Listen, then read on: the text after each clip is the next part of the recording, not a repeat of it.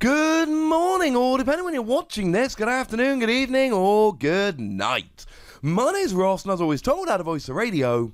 So today, I want to take a look at a new deck that's come out of nowhere and proven to be a really legitimately strong and awesome deck. Now, it was played by Ross Cawthorn, my namesake, over at the Limitless TCG tournament qualifier thing this past weekend, and I should give a shout out to the lovely trainer Chip. He was the one who tweeted about the deck that I saw, and the image I'm going to be using is one that I took from his Twitter. I'll link it in the description, check him out. Good dude, tweets about Pokemon. Probably worth a follow, right? Now, it's all actually based around Spiritomb, and I adore Spiritomb. I have played many Spiritomb decks. It is a Spiritomb that came around in Unbroken Bonds, and there's two things we like about it. Firstly, the ability lets you once during your turn put a damage counter on it, which sounds bad for a 60 HP Pokemon, like it's going to get KO'd really easily. But then for 1 Darkness Energy, you do 10 damage base, plus 30 more for each damage counter on this Pokemon. So of course the ideal situation here is that you get 5 damage counters on Spiritomb, and then you hit 160 damage. That's really good for a single energy. No, you're probably not getting 1-hit KOs on tag teams and all of that, but you are probably getting 2-hit KOs on, well, anything other than... Well, without using any damage modifiers, which we have got, you would fall short of a 2-hit KO on, like, Snorlax V Max, but that's about it. You're basically 1-hit KOing weaker Pokemon, including Dedenne, because Dedenne's got 160, and then 2-hit KOing bigger Pokemon. But don't worry, we've got a lot of tricks. You see, what we need to do is we need to get the damage on there, and obviously we've got our old favourite Rainbow Energy. Why would we not? You attach it, you drop a damage counter. That basically means 2 damage on per turn rather than 1. But the other thing we've got here is Jinx. And Jinx is absolutely brilliant. Now, this came around in Unified Minds, and it's got the ability Ominous Posture. Once during your turn, you may move 1 damage counter from one of your Pokemon to another of your Pokemon. So if you bench 2 Spiritomb and a Jinx, you use each of Spiritomb's abilities to put 1 damage counter on each. Then use Jinx to move 1 damage over. And oh look, now you got 2 damage on 1 Spiritomb. 2 Spiritomb, Jinx, and Rainbow Energy. There's 3 damage on 1 Spiritomb, immediately hitting for 100 damage. Yeah, that's pretty gosh darn nice, ladies and gentlemen. That's pretty gosh darn nice. Now here's the thing. We don't necessarily just want to be hitting for 1 prize off smaller Pokemon and 2 or 3 prizes in 2 turns off bigger Pokemon.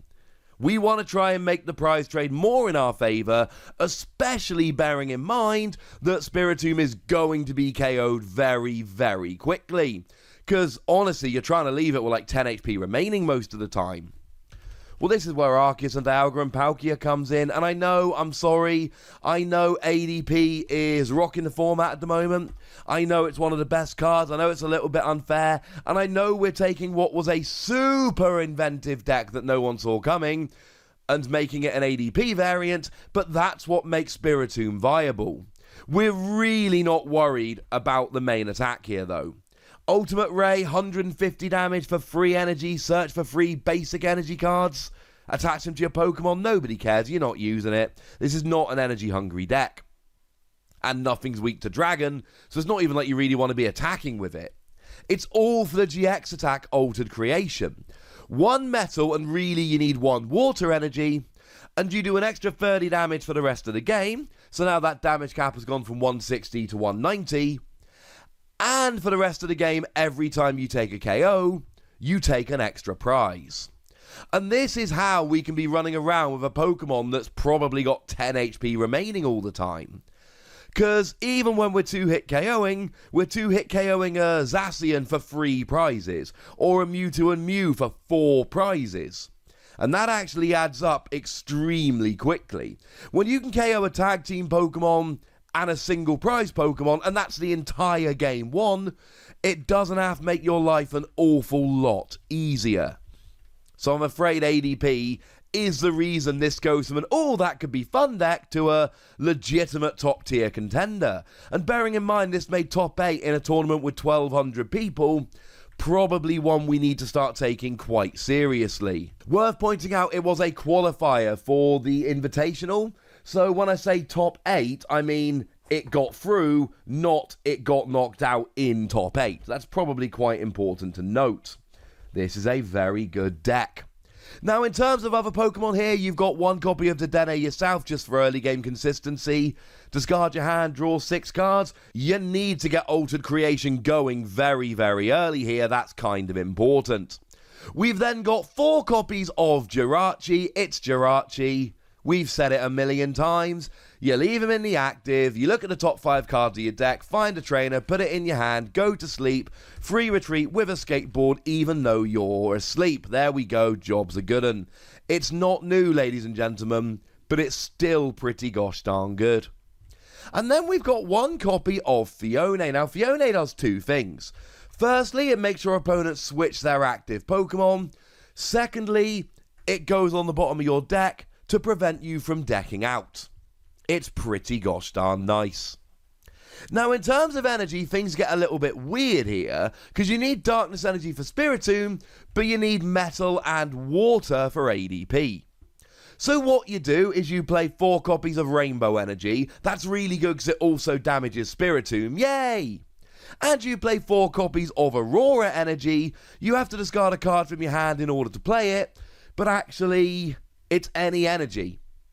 And you need that in this deck. You're rocking 3 different kinds of energy.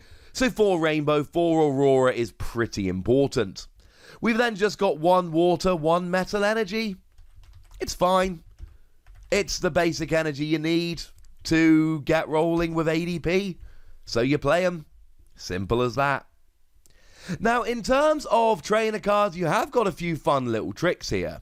2 of my favourite actually revolve around tools. We play Hustle Belt. I love Hustle Belt. This is, along with Donphan, this is the Pokemon that was made for Hustle Belt.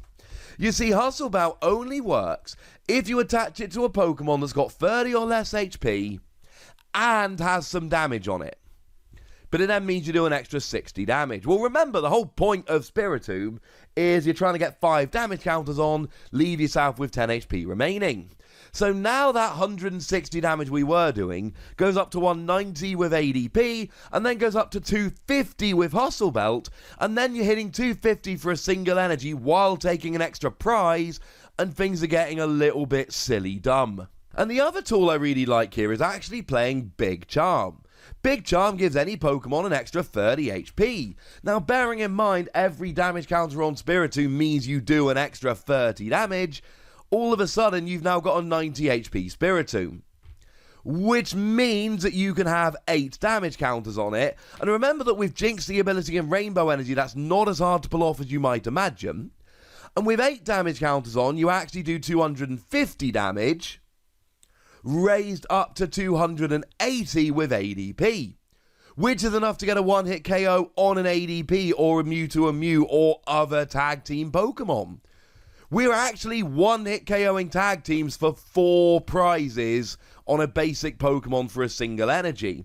It's not the easiest combo ever to pull off, getting the Big Charm and the 8 damage counters, but once again, basic Pokemon, single energy, one-hit KO for 4 prizes. Let's just say it's worth the investment, ladies and gentlemen.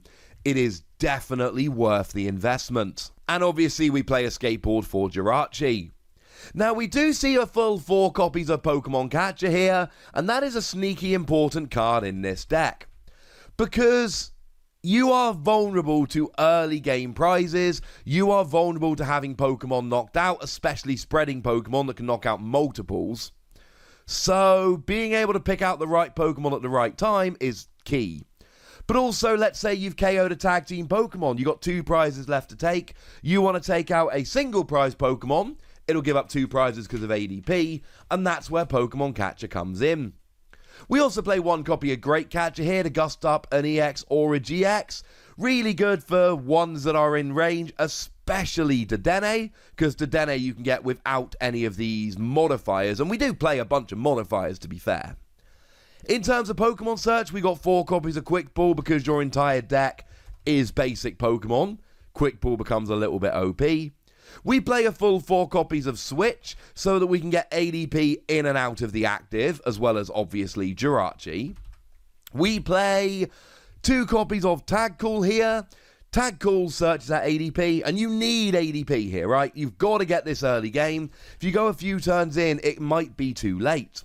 And while we're playing Tag Call, we might as well play Tag Team Supporters, but actually here it's just 1 copy of Cynthia and Caitlin. Get a supporter pack from your discard, draw 3 cards.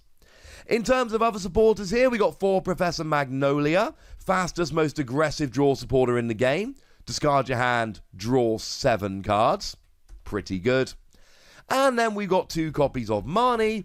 Both players shuffle the hand and put it on the bottom of their deck. You get a new 5 cards, your opponent gets a new 4 card hand. And that'll work nicely. It slows down your opponent a bit while also giving you decent shuffle draw. That'll do, pig. That'll do. And then our stadium of choice is Shrine of Punishment. Shrine of Punishment is getting less and less relevant because it drops a damage counter on EX and GX Pokemon between turns. But that doesn't mean it's not relevant at all, and there's still plenty of tag teams out there. And you know what?